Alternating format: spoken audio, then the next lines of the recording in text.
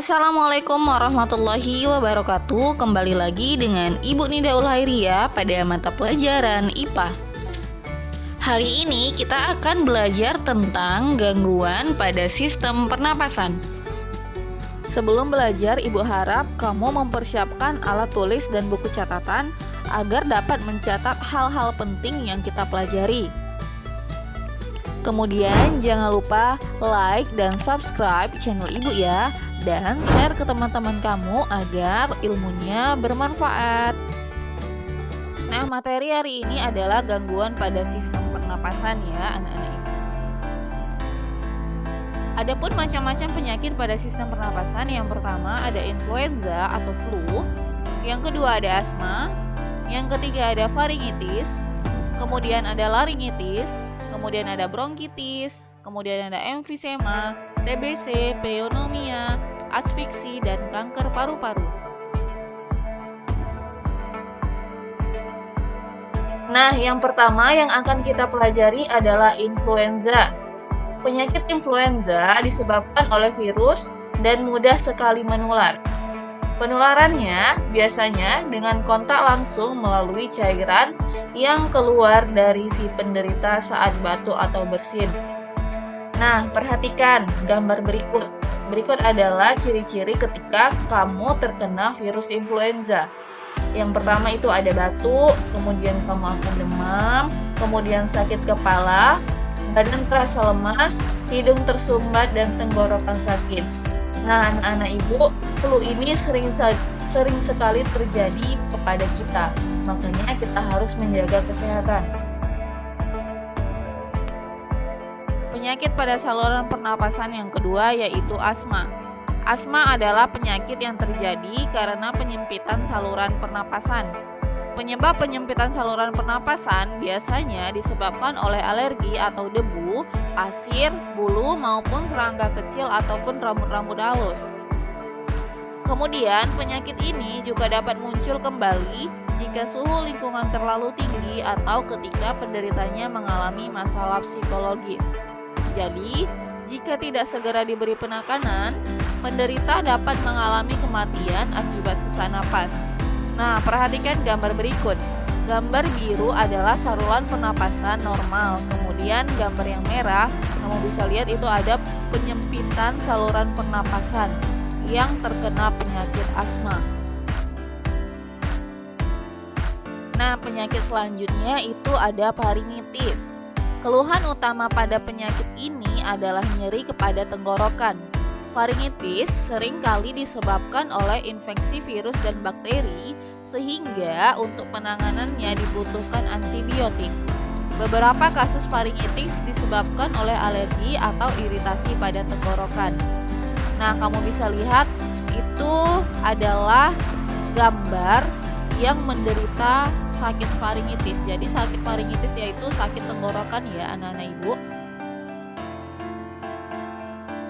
Setelah faringitis ada penyakit laringitis, yaitu mengalami peradangan yang terjadi di laring atau pangkal tenggorokan karena infeksi bakteri, virus, ataupun jamur. Kamu bisa lihat, jadi yang pertama itu ada normal laring atau laring yang biasa, kemudian yang kedua ini ada gambar laring yang sudah terkena penyakit laringitis karena infeksi jamur. Dia jadi membengkak seperti itu ya anak-anak Ibu. Penyakit selanjutnya ada bronkitis. Bronkitis yaitu gangguan pada cabang trakea atau bronkus akibat infeksi.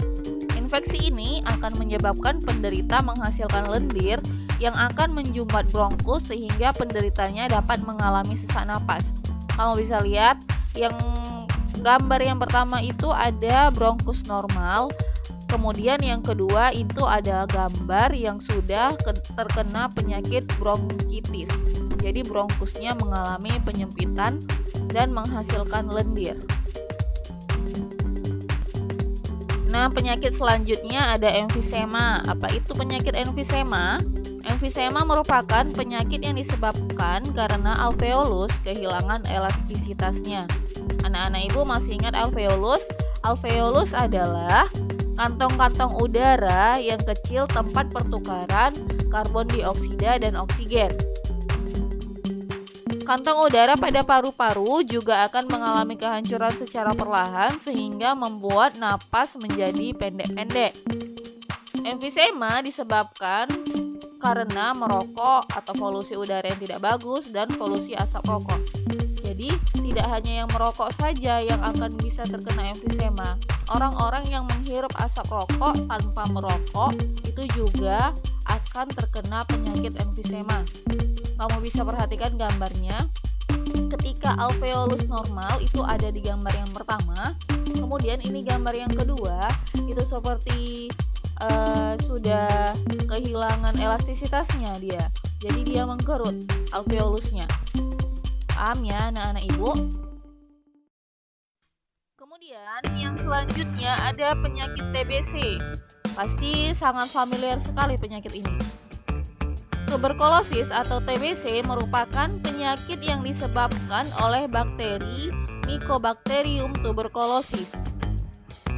Bakteri ini menyerang paru-paru dan menimbulkan bintil-bintil pada dinding alveolus. Karena ada bintil-bintil tersebut, proses difusi oksigen akan terganggu. Penderita TBC juga sering mengalami batuk darah. Jadi kalau misalnya udah TBC tingkat akut itu dia nanti batuknya akan berdarah ya anak-anak ibu. Ini adalah gambar paru-paru ketika terkena penyakit TBC. Kamu bisa perhatikan ada bintik-bintik merah yang terdapat pada paru-paru. Penyakit yang selanjutnya yaitu ada pneumonia. Apa itu penyakit pneumonia? Yaitu penyakit yang disebabkan oleh infeksi bakteri Diplococcus pneumoniae, sehingga alveolus penderitanya akan terisi cairan. Jadi kalau misalnya kalian terkena bakteri tersebut, alveolus atau tempat pertukaran oksigen dan karbon dioksidanya itu terdapat cairan, sehingga membuat kita sesak napas, susah untuk bernapas.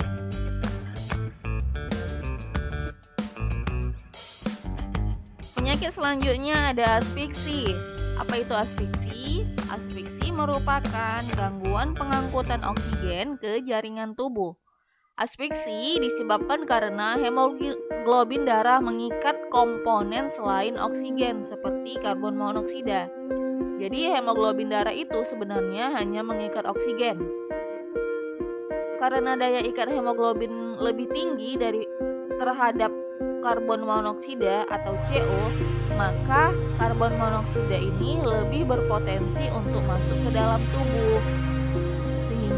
Dan karbon monoksida ini sendiri itu lebih banyak dihasilkan oleh asap kendaraan bermotor. Gambarnya, jadi kita itu akan sesak napas ketika kita menderita asfiksi ya anak-anak ibu.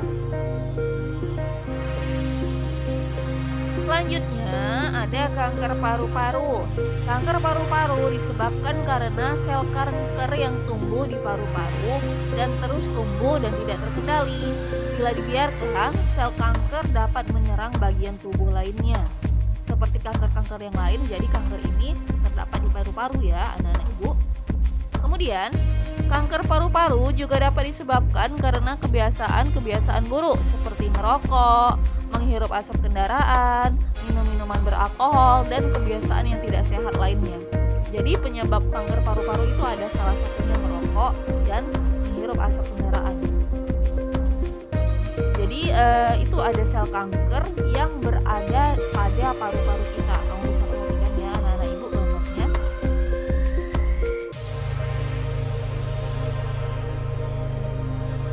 Nah, untuk penyakit selanjutnya yaitu ada COVID-19 yang sedang kita alami sekarang ya anak-anak ibu. Itu adalah salah satu penyakit yang menyerang sistem pernapasan.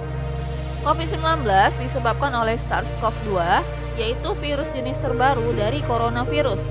Coronavirus termasuk kelompok virus yang menginfeksi sistem pernapasan.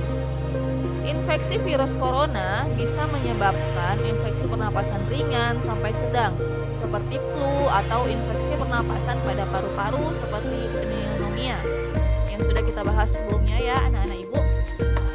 Nah, perhatikan perhatikan gambar berikut. Virus corona, jika kita terkena virus corona, itu ciri-cirinya yang pertama sakit kepala yang berulang-ulang, kemudian batuk, flu, kadang merasa sesak napas, muntah atau diare, nyeri pada dada, kelelahan, mudah lupa. Kemudian yang paling identik adalah kehilangan kemampuan indera penciuman. Jadi kita tidak bisa mencium bau sama perasa, kita tidak bisa merasakan dan kita tidak bisa mencium bau kalau kita terinfeksi virus corona. Pencegahan COVID-19 yang pertama, ini sudah berulang-ulang kali diingatkan. Yang pertama, kita harus selalu mencuci tangan pakai sabun. Kemudian selalu memakai masker dan menjaga jarak. Karena sampai sekarang pun virus corona ini masih menyebar di negara kita. Jadi anak-anak ibu semua harus tetap menjaga kesehatan ya anak-anak ibu. Kemudian selanjutnya materi kita yaitu upaya menjaga kesehatan sistem pernapasan. Yang pertama, menjaga kebersihan udara. Yang kedua, olahraga teratur. Kemudian yang ketiga, makan makanan yang bergizi. Dan yang keempat, banyak minum air. Tapi karena sekarang kita masa pandemi, karena virus COVID-19 atau virus corona, kita juga harus tetap memakai masker, mencuci tangan, dan menjaga jarak. Baik anak-anak ibu, mungkin sampai di sini saja pembelajaran kita pada hari ini. Tugasnya yaitu buatlah poster tentang cara bagaimana menjaga kebersihan. Berikut adalah contohnya. Nah, ini yang pertama, contoh poster jaga kesehatan organ pernapasan kita. Kemudian ini juga poster untuk menjaga kesehatan organ pernapasan, ini juga. Jadi, tugasnya kamu tuliskan di kertas HPS atau di buku gambarmu, kemudian kamu mewarnai dan kamu buat secantik mungkin. Yang kamu kirim ke Google Classroom itu adalah hasil dari postermu itu dan foto ketika kamu sedang mengerjakan poster tersebut. Jadi yang dikirim itu ada dua. Yang pertama hasil dari posternya, yang kedua itu ketika kamu mengerjakan poster tersebut. Paham ya anak-anak ibu sampai di sini? Terima kasih, semoga tetap sehat dan tetap semangat dalam belajar.